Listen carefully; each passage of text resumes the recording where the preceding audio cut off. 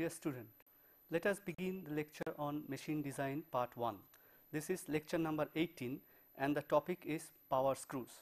Now power screws are important device to transfer the rotational motions into the translational motions. Now you might have heard of the name rack and pinion drive, which serves the same purpose, that is, it converts the rotational to the translational and vice versa. But the important difference between the power screw and the rack and pinion drive is that in the power screw the axis of rotation and the direction of translations are collinear, whereas in rack and pinion drive the axis of rotation is orthogonal to the direction of translations. Now power screws were used even in antiquities since the days of Greeks, as we can see from the historical documents.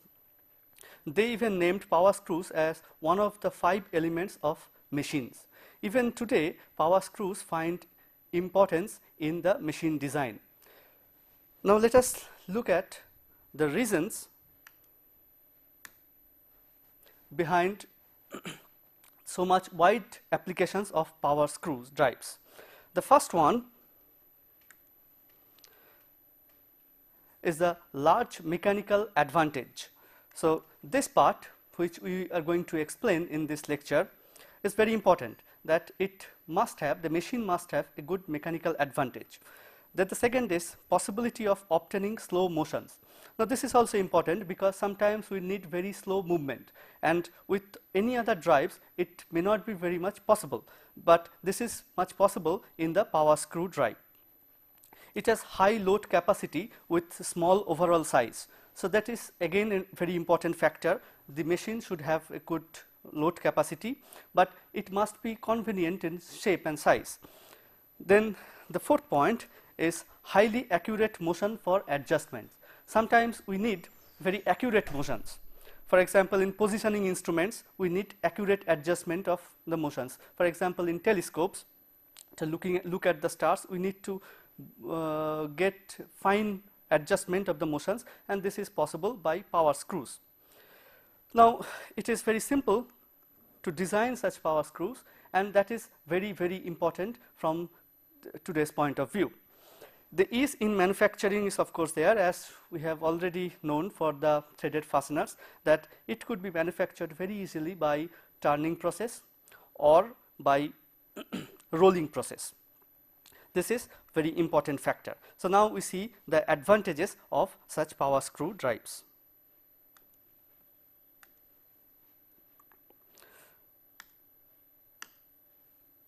Then let us look at the typical fields of applications of such power screws. Now it is used for raising load. You might have seen the screw jack, which is used in automobile industry to raise the automobile.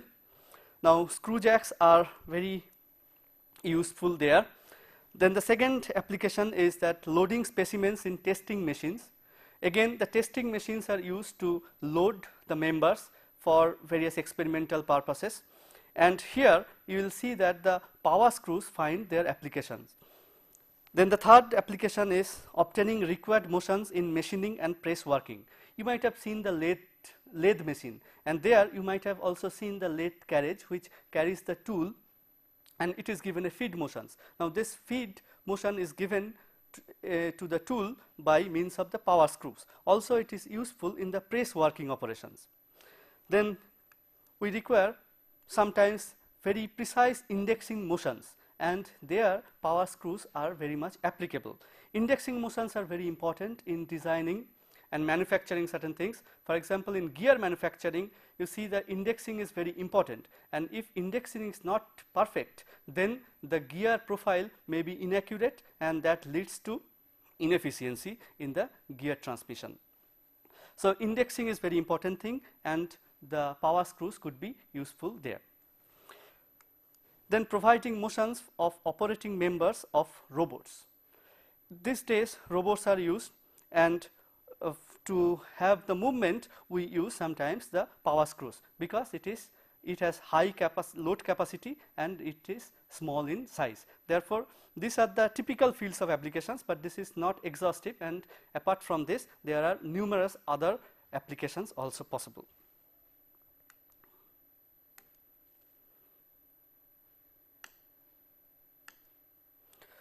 Now, come to the kinematic arrangements of screw and nut pair. Now, depending upon the fixation of the screw and nut, there are two members in a screw mechanism, screw power screw drive. One is screw and another is nut. Now, screws have thread cut on the external surface, whereas nuts have threads cut on the internal surface, internal side. Now, depending upon the fixation of the screw and nut, we may have three possibilities. One is the rotating screw and nut moving axially. That is, here the screw rotates and the nut moves axially. This is very common in use, and just now I have mentioned about the feed motions in lathe, and there you will find the screw rotates. Here we have the lathe screw, which is known as lathe screw, which rotates, and the nut moves forward, and this nut carries the tool holder which holds the tool. So, therefore, feed motion is given by this mechanism. Then the second category is the simultaneous axial and rotational motions of screw with fixed nut. Here the nut is held fixed and the screw moves as well as it rotates. Now, you might have seen the screw jack. Here the mechanism is just like that. We have the fixed nut and then the screw is rotated and it moves in the same direction of rotations. So, this is one arrangement. There may be arrangement where the rotating nut and screw traveling axially. It is just the reverse, that is, the nut rotates and the screw moves axially.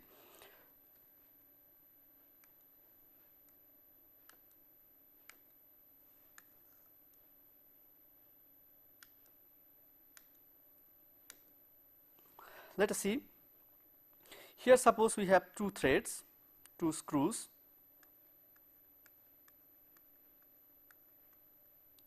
This is right handed, and let us say this is left handed.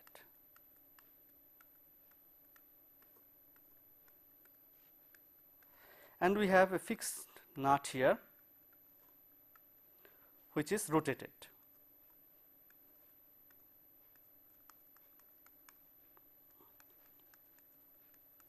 Rotational motion is given to the nut, and because of that the screw advances in the opposite directions and it gives a force in these two directions, T1 and T2.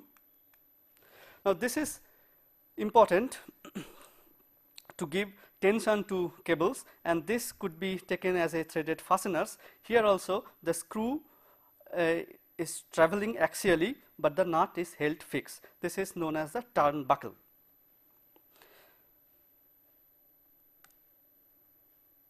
Now, let us come to the basic thread types in power screws. In lecture 16, we mentioned about the different threads and the geometry of the threads in some more details, and there we have mentioned that in power screws the most frequently used threads are square or Acme or trapezoidal thread or buttress thread. Now, let us look again at the main geometric parameters of such a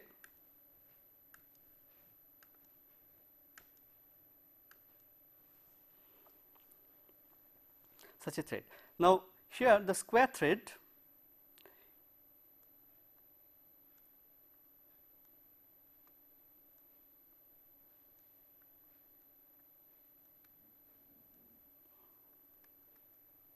the geometry of the square thread is somewhere like this.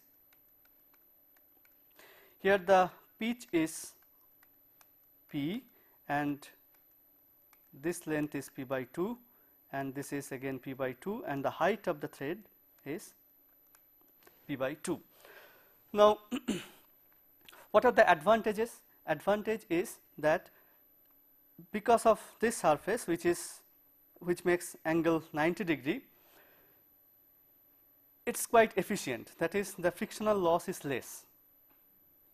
But what are the disadvantages? Disadvantage is that the thread area is very small. So, of the entire pitch only p by 2 has some material. So, therefore, the strength of this screw is very small. And secondly, and that is very important, that it is difficult to machine. That is, it is, we will see that we need a good surface finish of the screw threads, and it is difficult to have a good surface finish for this kind of square thread. So, we now go to the next type, that is Acme or trapezoidal thread. Here some of the difficulties are removed. The thread profile here looks like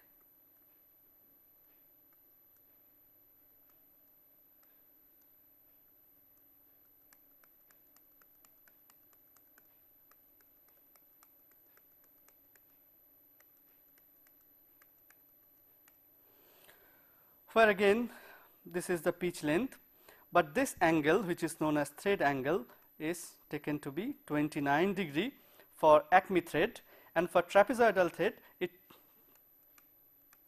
is 30 degree. Then we have some of the advantages of this kind thread.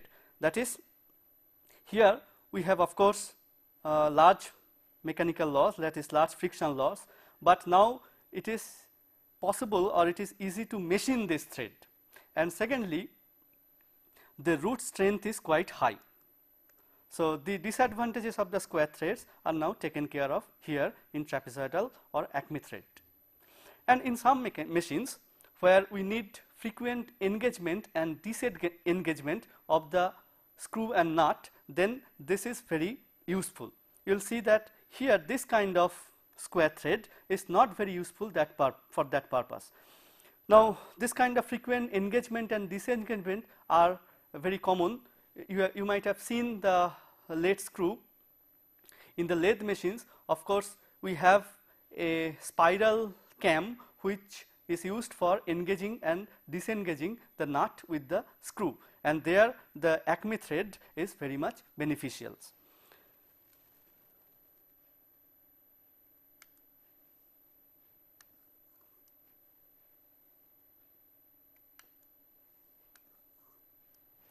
Now, let us look at the buttress thread.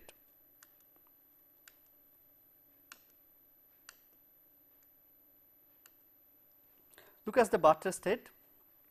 Some of the advantages of the square thread as well as Acme thread are now combined here. The thread profile is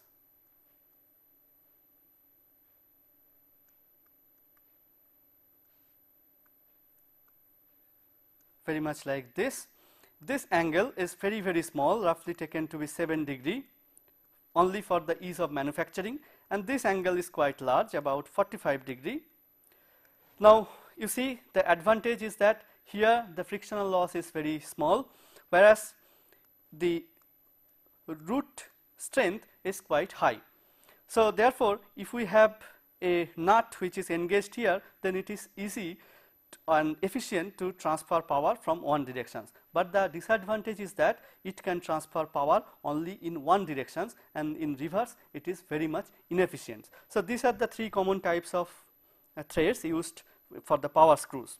Now, there are standards for the square threads as well as Acme and buttress threads. The standard for square threads is tabulated, and the standard is named as IS 4694, and it was tabulated in 1968 and reaffirmed in 1983.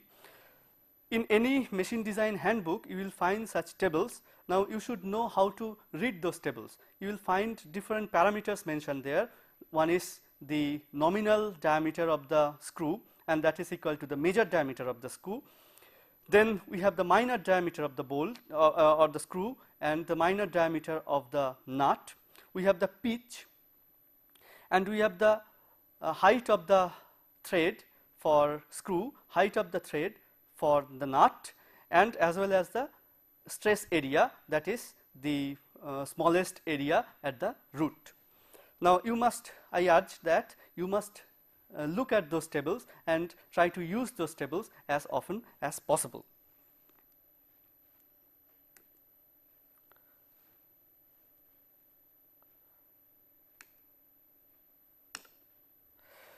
Now,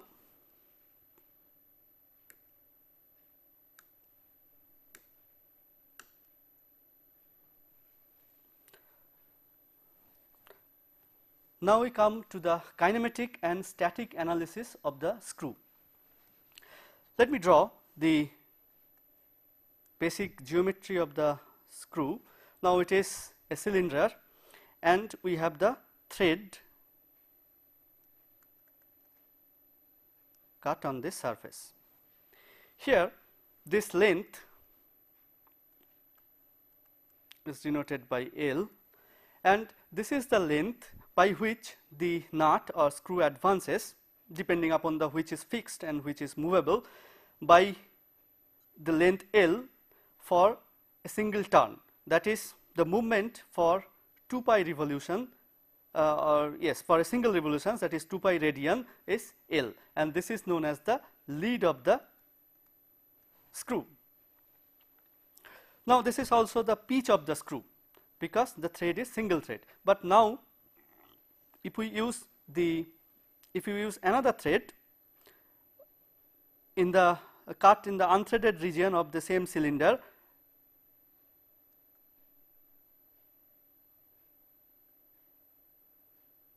looks something like this, then the pitch length is this much. This is the pitch. Now this is multiple threaded screw and the pitch is here, and lead is equal to twice that of pitch. Now the general rule is that lead equal to n times pitch, where n is the number of threads. That is, in a multiple threaded screw, if there are n threads, then we have this relationship L equal to n times P. Now also you will see that as it is gradually wrapped up, so therefore there is an angle phi. And how to measure this angle? So if you rotate it by 1 revolutions, then if this diameter is, let us say, d of P, pitch diameter, then if you revolve by 2 pi, then this is pi times dP, and then the lead is L.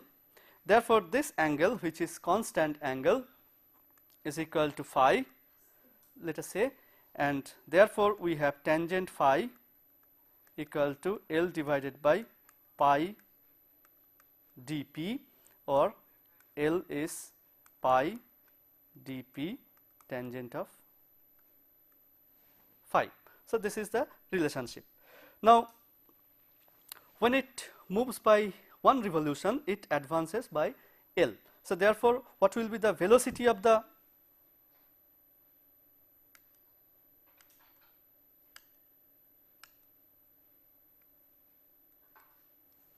axial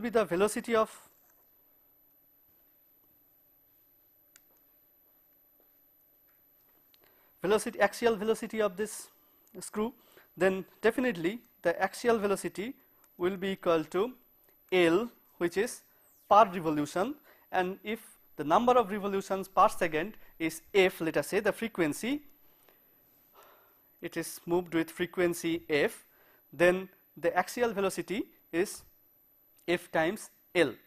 But now we see that whenever the screw moves, then this is the axial velocity, but the real velocity of the screw material is along their directions. And what is that? This will be equal to, if you see that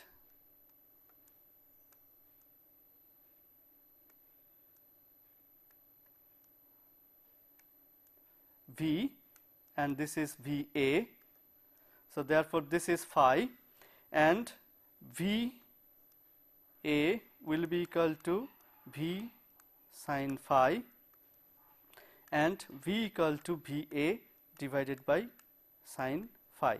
So phi is very small. Now you see that even if the axial velocity is very small, but the rubbing velocity is quite high, and that is very important because the depending upon the rubbing speed, the wear and tear takes place. So therefore, if the speed is quite high, then the wear may be very high, and that's why we should not have too much running speed of the machine.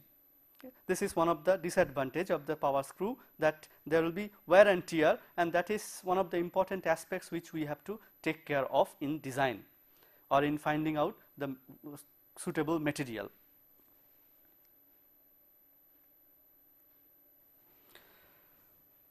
Now,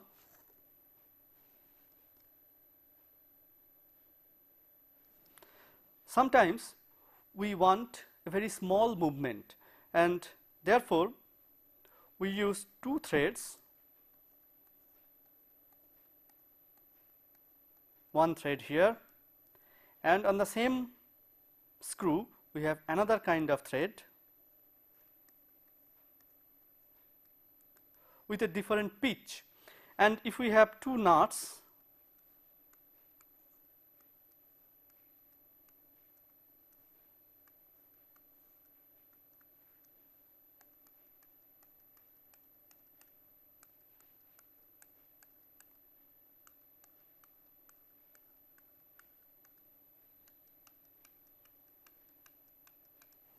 then you see if the pitch is P1 and P2, and if it is single threaded screw, then of course per revolution this nut moves by amount P1 and this nut moves by amount P2. So therefore, the relative displacement will be P1 minus P2, which could be very, very small. Therefore, it is possible by combining two threads to get a very slow movement, and that is why this screw drives is very useful in getting the slow motions. This mechanism is known as the differential screw mechanism.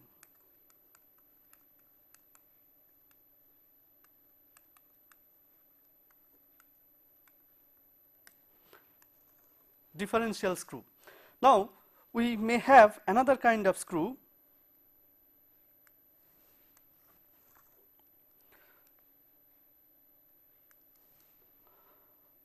which, suppose we have thread here, a different thread, but the handedness is different. Now it was right handed, now this is left handed, and if we now have the similar arrangement,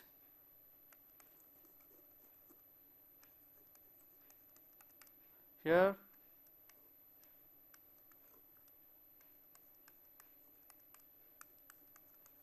similar arrangement, now whenever this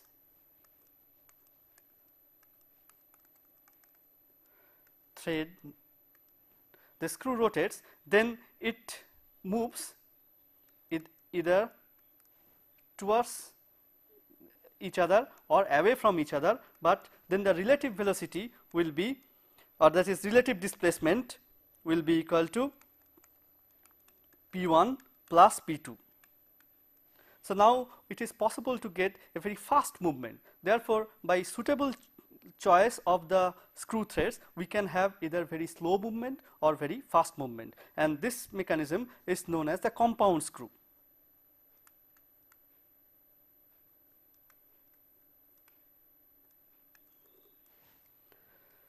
So this is roughly about the kinematics of the screw. Now we come to the static analysis of the screw force. Now we come to the static analysis. Now here we assume that the screw is rigid in order to find out what are the forces and moments acting on the screw. So we now come to the rigid body mechanics. We consider the example of a screw jack which looks somewhat like this.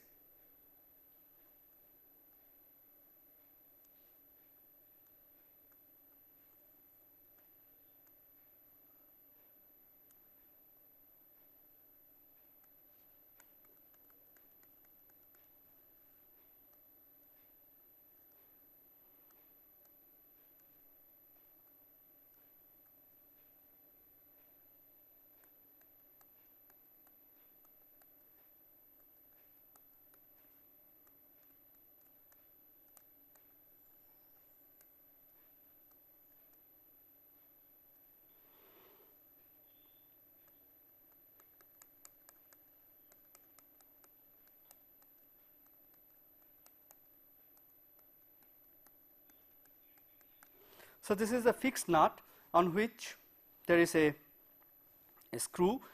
On top of it we have some load. This is used to hoist the automobiles, therefore the automobile weight will come over here, and there is a long handle by which we apply the force and the screw turns, and when it turns it lifts up. So this is the mechanism of a screw jack. Now let us see what are the forces acting on the screw. Now if you draw the free body diagram of the screw, a part will look somewhat like this. If this is right handed,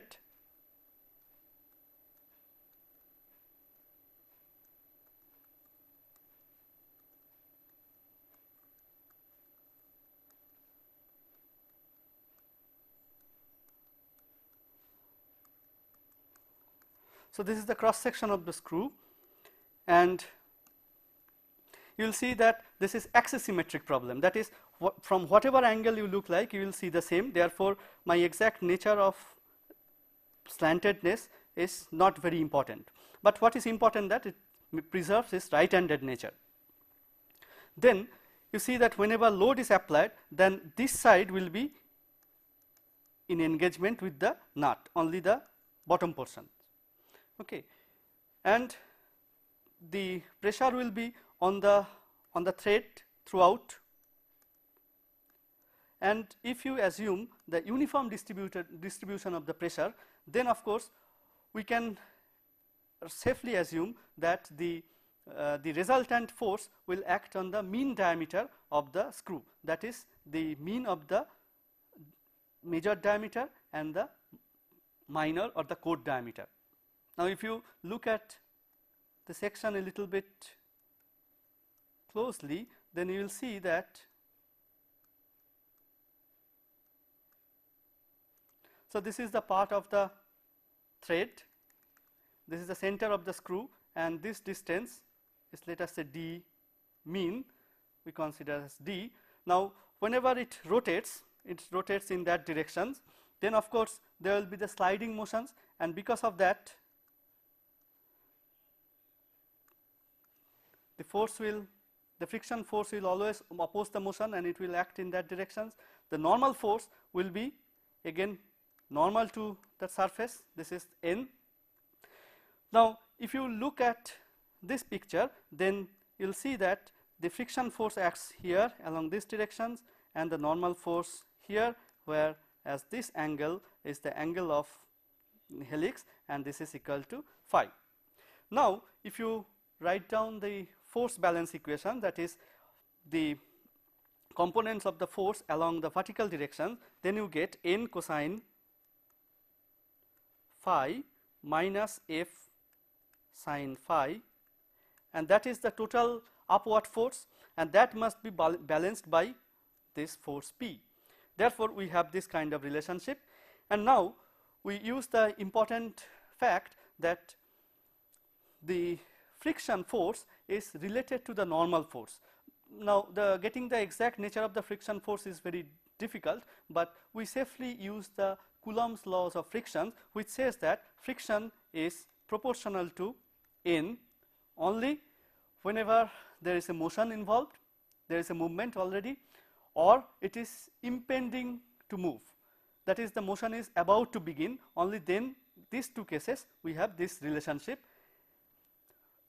Whereas whenever we have the impending motions, mu is denoted as mu s, whereas in case of the kinetics, then we have mu k, which is the coefficient of frictions, kinetic coefficients of frictions, and usually mu s is a little bit greater than mu k.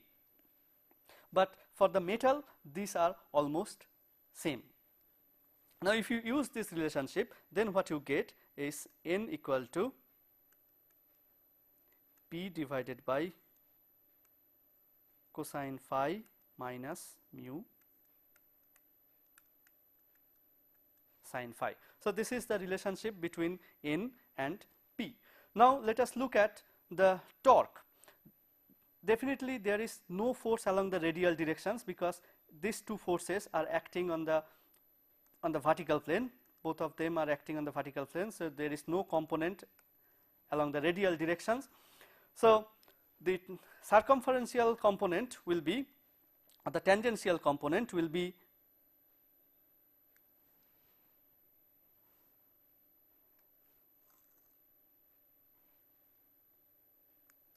equal to, this is the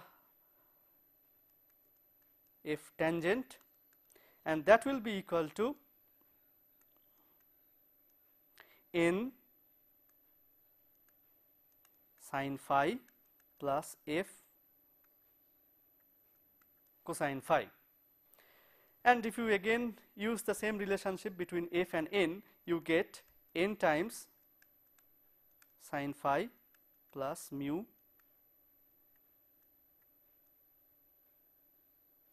cosine phi. So therefore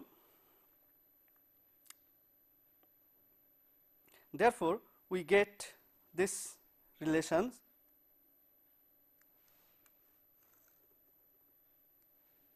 that is, we have f is equal to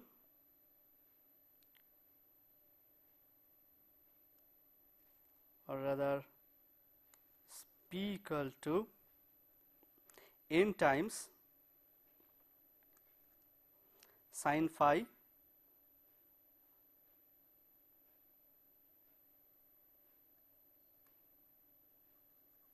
cosine phi plus mu minus mu sin phi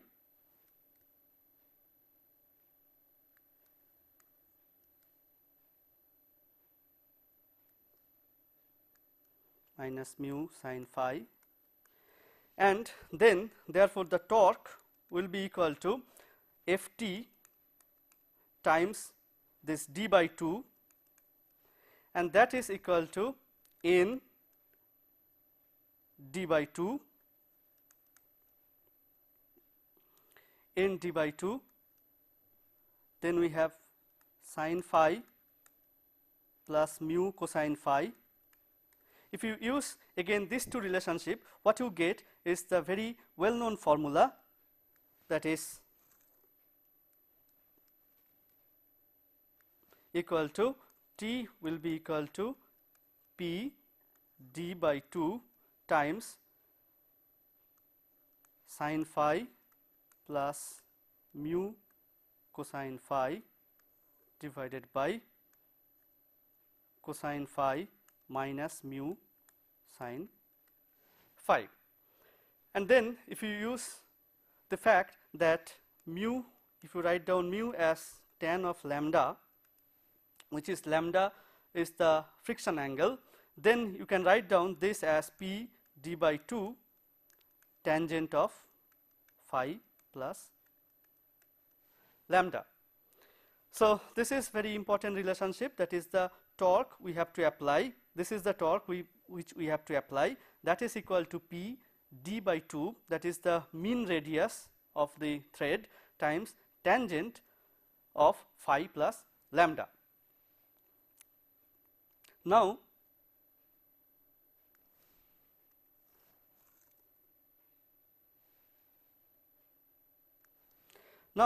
let us look at the efficiency of this machine.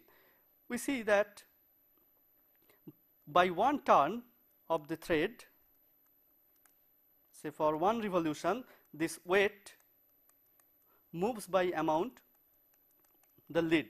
Therefore the work output will be equal to P times the lead. So this is work output. What is the work input? The work input, we are doing work only by applying torque, and the total work input is T times twice pi only per revolutions. So therefore the efficiency, which is denoted by work output divided by work input, is equal to PL divided by T times twice pi. Again, if you use the same relationship, then you get P, and L you know pi d times dP, that is the pitch diameter, and tangent of the helix angle phi, and divided by, again t is p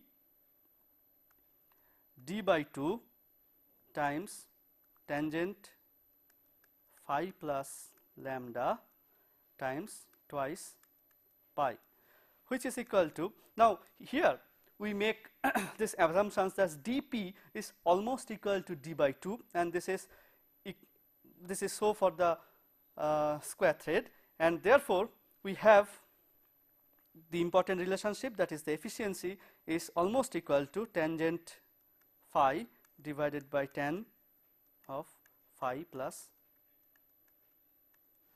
lambda. Now we see that if lambda is increased, again we know that lambda, tangent lambda is nothing but mu. So therefore if mu is increased, lambda is increased, and if lambda is increased, frequency goes down.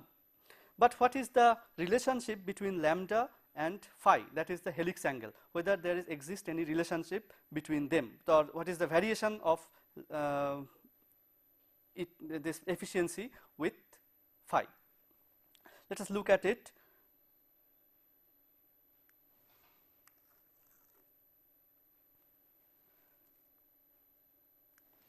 Then efficiency is tangent phi divided by tangent phi plus lambda. Let us find out the maximum efficiency.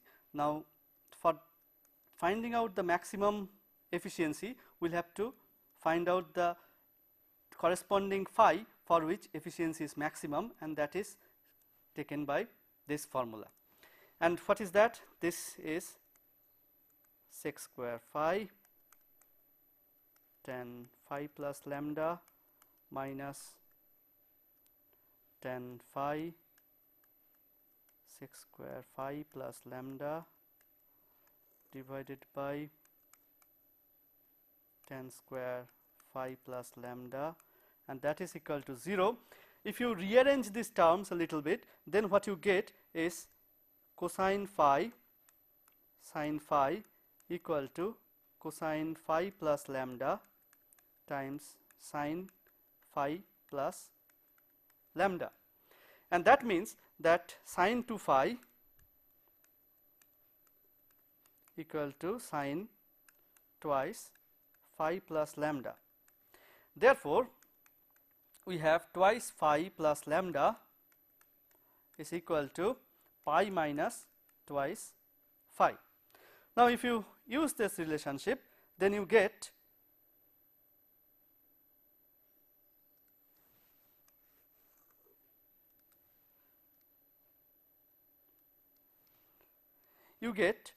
phi max is equal to pi by 4 minus lambda by 2. So therefore the maximum angle, that is angle of helix, for which eta, that is the efficiency achieves its maximum, depends also on the lambda. If the friction is increased, then the maximum value of phi goes little bit down. And what is the maximum efficiency then? Eta max is tangent of phi max, which is equal to pi by 4 minus lambda by 2 and divided by, again, phi plus lambda. Tangent phi plus lambda, if you write down, then this is plus lambda by 2, and that becomes equal to, you can verify that this exactly becomes minus sin lambda divided by 1 plus sin lambda. That is, the maximum value of efficiency goes down with lambda, as you can see from this expressions. Now let us draw roughly the variations of efficiency with phi.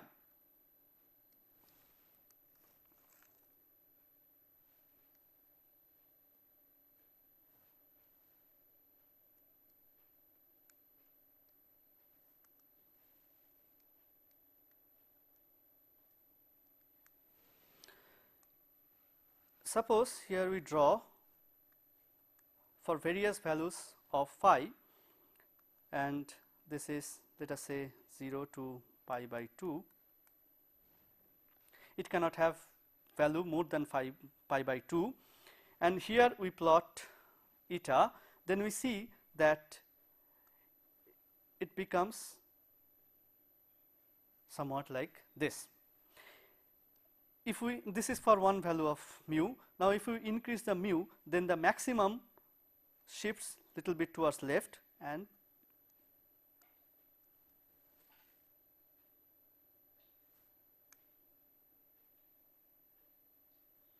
something like this, and so on. So therefore this is with increasing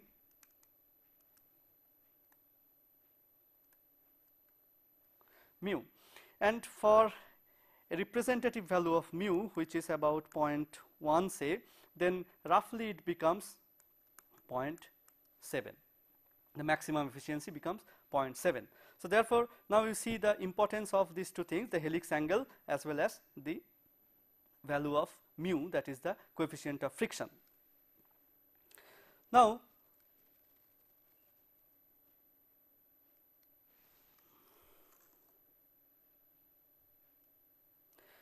let us come to the mechanical advantage. Mechanical advantage, as I said, that if you look at the screw a little bit closely, then we need to give a torque T, and this torque is applied by means of a handle. So now here we apply a force P prime, let us say, such that if this length is L, then it gives required torque T. Therefore T is equal to P prime L. And again, if we use this relationship, that is T is d by 2 tangent phi plus lambda, then what we get is P by P prime is equal to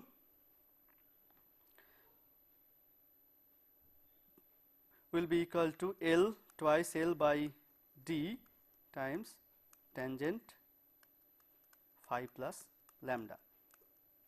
So therefore if this d is very, very small compared to L, if the handle length is sufficiently long, then we can have very large mechanical advantage. Also this is enhanced by this fact that this value is not very large. So therefore we can have a very large mechanical advantage with the help of the screws. Now let us look at the case when we want to lower this load. How does it affect?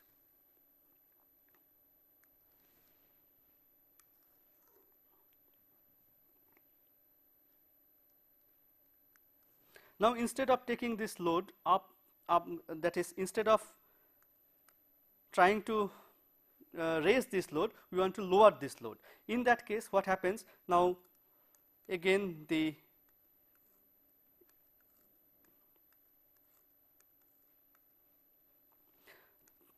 screw will now rotate in the opposite direction.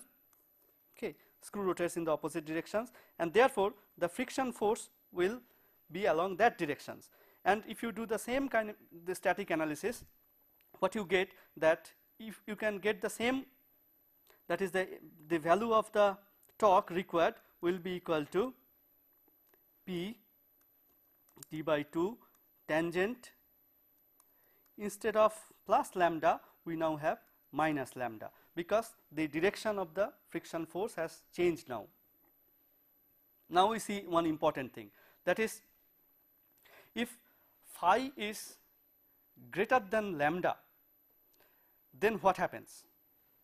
Then in that case this is positive. That is, now we have chosen our direction here. So therefore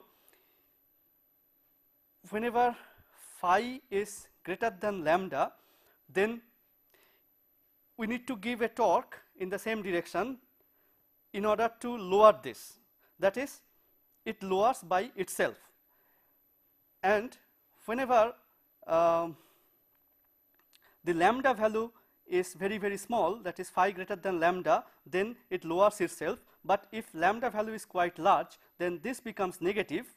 whenever this becomes negative, that means that we will have to apply the torque in the opposite direction in order to lower this. That is, if we do not apply the torque, then of course it will stay there forever, and this is the phenomena of the self-locking.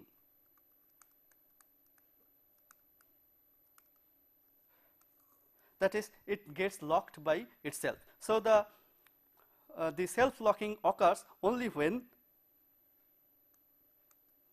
the is much less compared to, or this is for the overhauling. This is called the overhauling, which is the situation when it comes by its own, and then this is self-locking.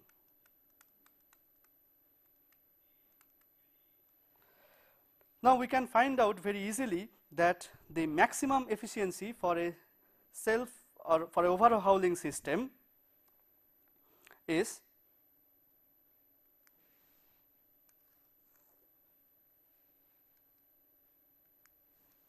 we can find out the maximum efficiency for a system which is non self-locking, that is just overhauling, is half. That could be easily found out, and I ask you to derive this at your leisure time. Now I give you two formulas for the sigma, for this eta max, that is the maximum efficiency. One for the case of differential is equal to d1 if there are two threads with diameter d1, that is mean diameter d1 and pitch p1, then this becomes tangent phi 1, where phi 1 is the helix angle of the first thread, and d2 times tangent phi 2 divided by d1 tangent phi 1 plus lambda minus d2 tangent phi 2 plus lambda. And whenever we have eta, so this is for the case of eta differential. Now you can prove this very easily by going to the first principle, that is by balancing the forces and finding out the net torque, etc., etc. And I am not going to derive this here. For the case of compound,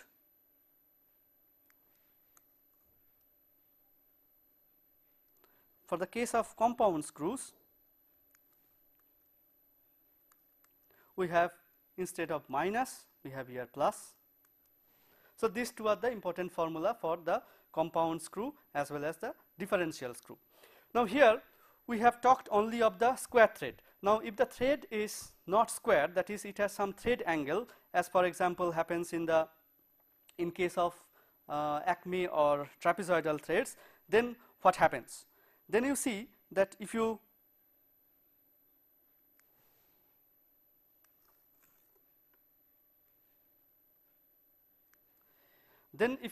draw this part of the thread,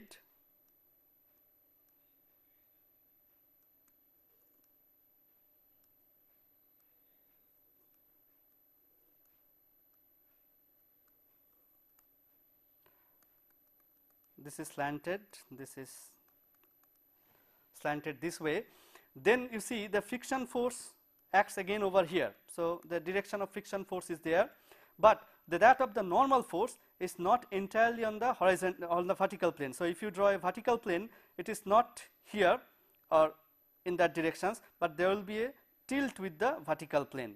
That is because of the thread angle. Now that will be clear if you draw the same on the thread cross sections. Here suppose this is the cross section of the thread. Here the friction force acts, the direction is towards you, but the direction of the normal force is now not along this, but along this line. So this is the direction of the normal force N, and this makes an angle theta where 2 theta is the thread angle. Now if you do these calculations, then what you get is this form.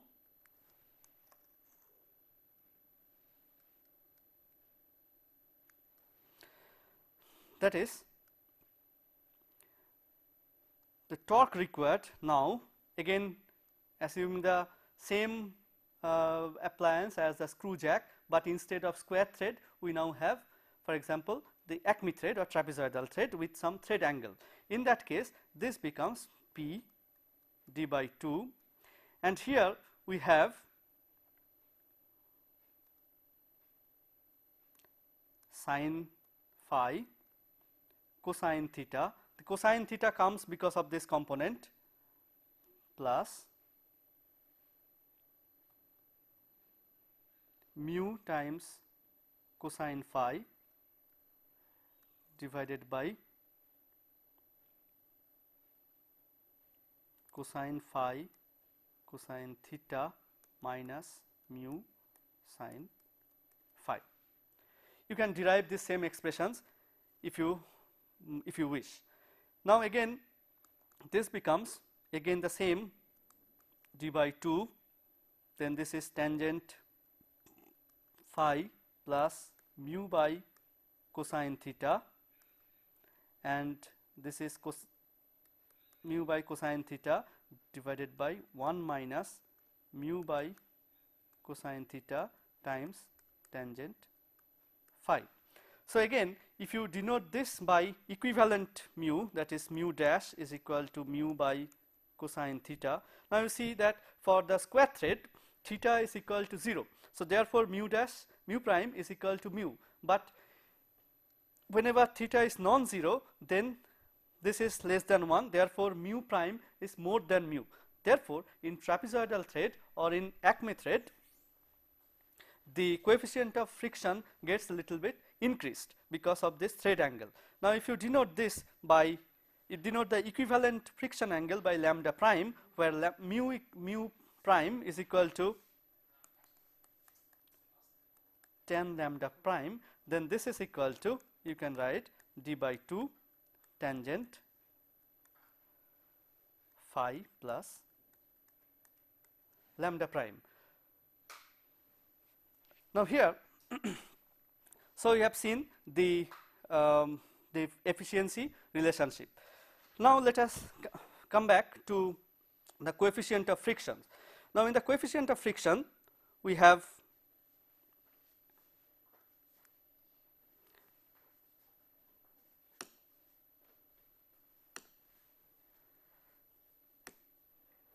the friction in power screws.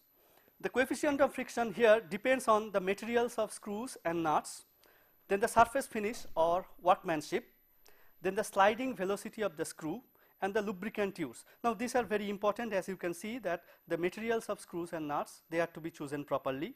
The surface finish of the workmanship, this is also very important, and the sliding velocity also it does not depend too much, but also it still depends, and the lubricants used. It is very difficult to use lubricants there, but the machine oils are used there, and whenever such things are used, then we see the coefficient of friction goes little bit down as expected.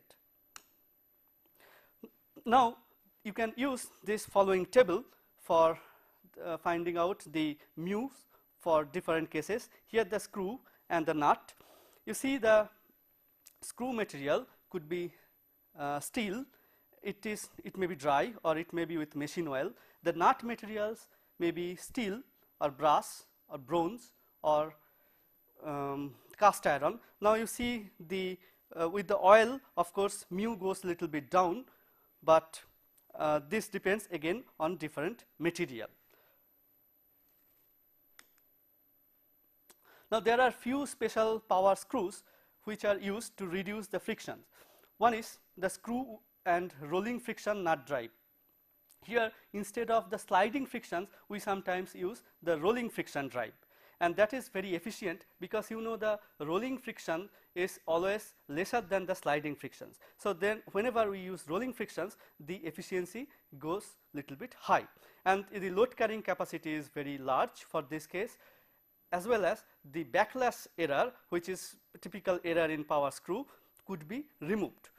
We have the second type, which is roller type screw and nut pair. Here the arrangement is very similar to that of the sun planet gear mechanisms. Here, instead of the direct contact between the screw and the nut, it is mediated by a few rollers. Again, the rollers will have threads cut on their surface, and we have less frictions here. The hydrostatically lubricated screws and nuts pair are also very important, are useful. Now, the roller type of screws are manufactured by SKF company in France, and that is very efficient. The efficiency may go as high as up to 0.9.